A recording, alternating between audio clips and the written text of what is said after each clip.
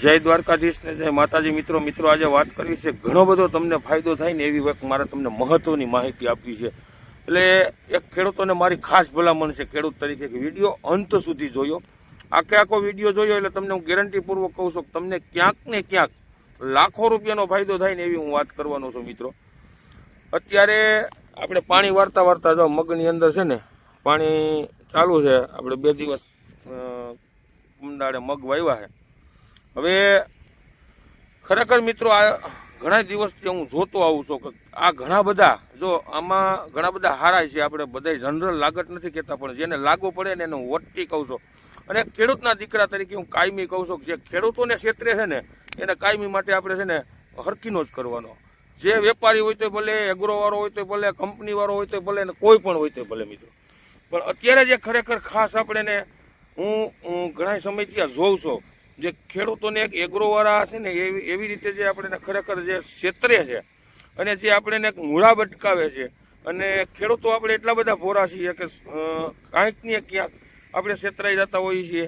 ઘણા બધાને કાંઈ ખબર પડતી હોતી નથી. અને જે આપણા પાકની અંદર કોઈ પણ જાતનો રોગ આવ્યો હોય, હવે રોગનું નિવારણ કેમ કરવું ખબર ન હોય ને આપણે જ્યારે દવા લેવા જઈએ અને ત્યારે આપણે કાંઈક ને કાંઈક બીજી દવા આપી દઈએ ને પછી આપણો પાક બગડી જતો હોય છે. ત્યારે ખેડૂતોને જે પીડા થતી હોય ને મિત્રો, એ આપણે અત્યારે ધોમધડકાના મહેનત કરતા હોય, દવા છાંટતા હોય, પાણી વાળતા હોય ને, અને 4 મહિનાની મહેનતે જે ટૂંકમાં પરસેવાના ટીપે રૂપિયા કેમ પેદા થાય ને આપણને ખબર હોય, બાકી બીજો કોઈ ન સમજી શકે આમાં.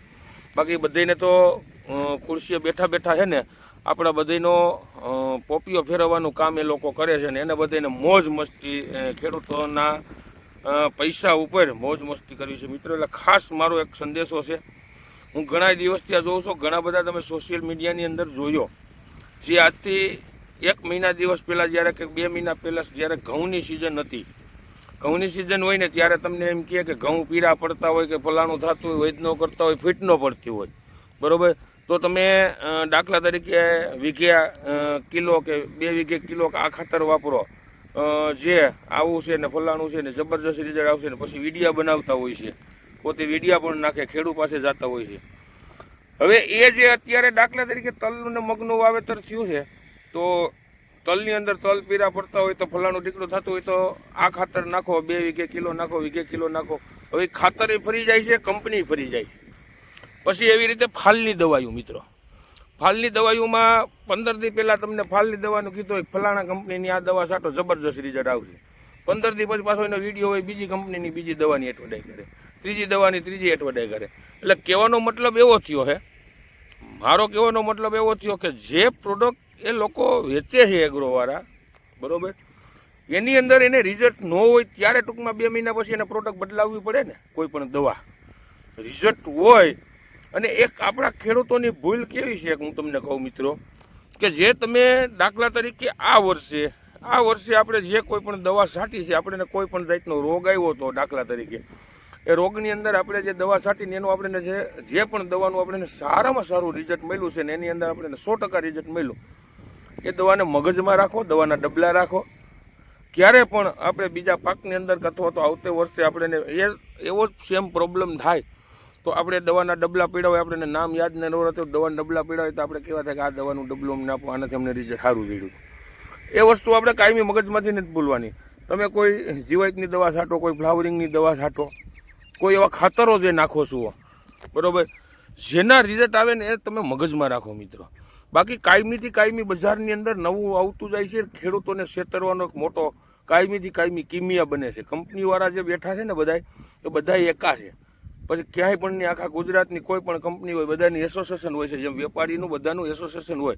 આ તમે મગફળીની અંદર જોયું ને ખેડૂતોને, મેં વિડીયો મૂક્યો હતો કે ભાઈ આ વેપારીનું એક એસોસિએશન છે એટલે મગફળીનું ઉત્પાદન નથી થવાનું, પણ મગફળીના ભાવ થાય. અત્યારે આપણે એને ખેડૂતોને એક લોલીપોપ આપી અને ખેડૂતો પાસેથી સસ્તા ભાવે માલ લઈ લેવાનો. આ બધા છે ને મિત્રો ખેડૂતોને કાયમી માટે છેતરવાનો ધંધો છે.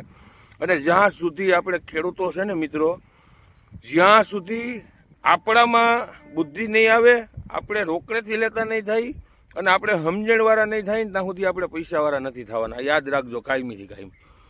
અને એટલા બધા અનલોડ, હવે હું હમણાં મગફળીના વિડીયા જોતો હશે, ઘણી બધી નવી મગફળી આવી છે. હવે તમે એના પેકિંગ જુઓ, એના ભાવ જુઓ ને, ભાવ જો તમે વાવી લ્યો ને તો વીઘે 10,000 રૂપિયાનો ખર્ચો થાય.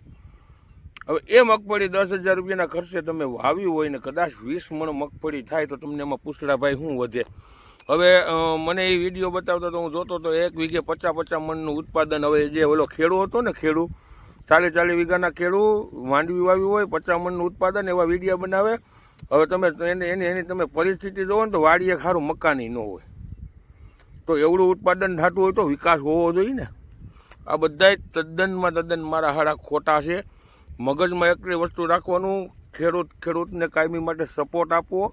એક ખેડૂતના દીકરા તરીકે કહું છું, અને કાયમી માટે એવું કહું છું તમને કે તમે ભરોહો નહીં કરવાનો. આપણે જે વસ્તુનો ઉપયોગ કરીએ છીએ, જે ખેડૂત ઉપયોગ કરીએ છીએ, એ બીજા ખેડૂતોને સલાહ આપો. જેનું રિઝલ્ટ આવે છે એ ખેડૂતોને કહો ખેતી પદ્ધતિ કેમ કરવી છે, ઓછે ખર્ચે સારા ઉત્પાદન કેમ લેવા છે.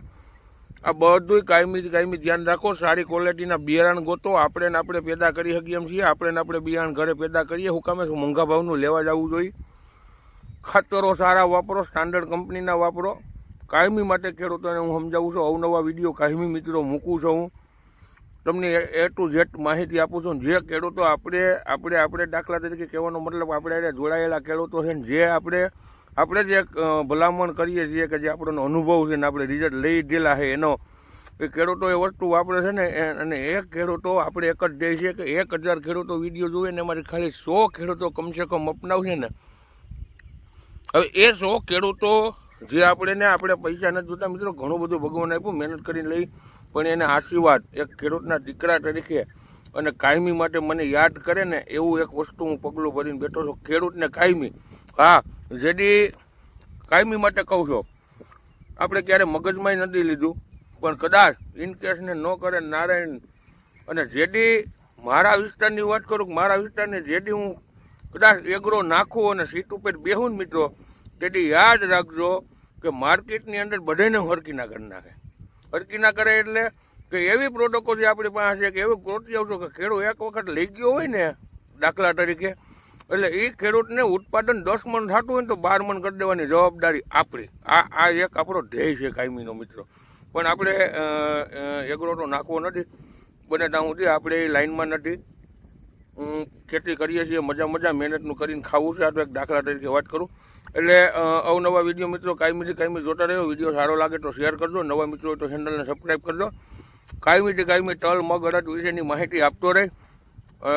અવનવા વિડીયો મિત્રો જોતા રહ્યો. જય જવાન જય કિસાન.